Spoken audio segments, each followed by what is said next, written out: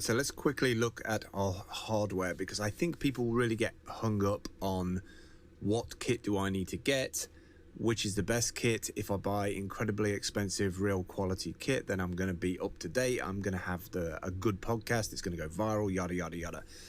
Just starting small with what you can afford and then upgrading as the podcast does well is probably the better way to go. If you are experienced with audio tools and hardware, that's fantastic.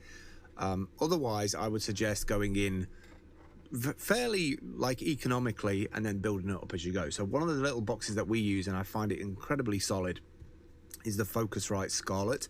This particular model has input for 2 inputs. Once you've set these little controls here, where you've got the green LED and the red LED, once you've set them to a certain level, you pretty much don't need to touch this box again.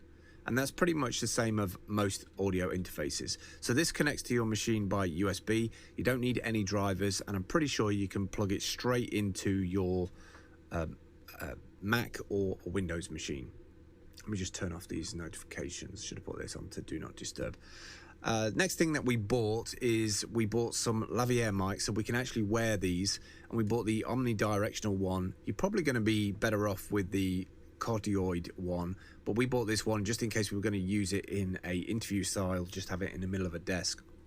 And I find these really good quality for the price. They're only 65 each, and the Movo LV8 broadcast quality. That's very important when you're looking for microphones, that you see somewhere in there it says broadcast quality, because you know that this mic could be used as an interface for a live show or a TV show, something like that, which normally means that they're high quality, well built and durable. That's the thing I always look for with microphones.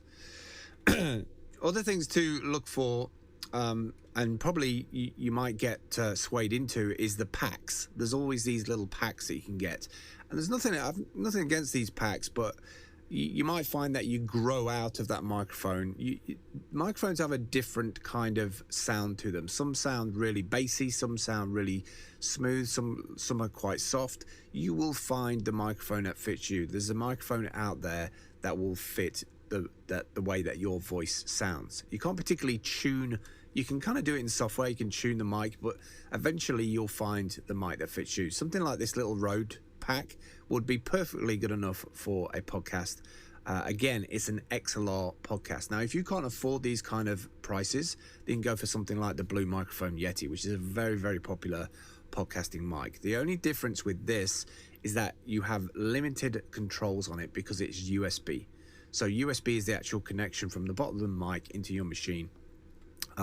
You can do a little less with it in terms of manipulating the sound, and I prefer to use an XLR mic purposely because the noise floor I find is better, which basically means that the sound of the mic when it's quiet doesn't pick up as much background.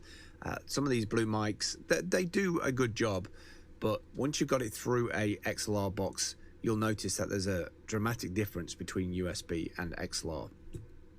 Another thing you can go for, very popular podcasting mic, is the AT2020. Again, under £100 at £82.50. The ultimate, though, right now for podcasters, a lot of the big podcasters run these, are the Shure SM7B dynamic vocal mic, which retail around £485, £500. You'll see this pretty much in all the top 10 podcasts, even the video vlogging kind of people on YouTube use these mics.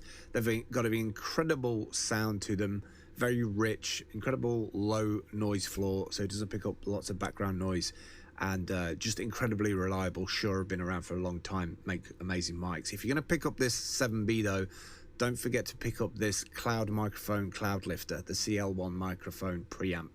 It just makes that microphone sound a million times better. So there's a few little hardware choices of little mics you can get.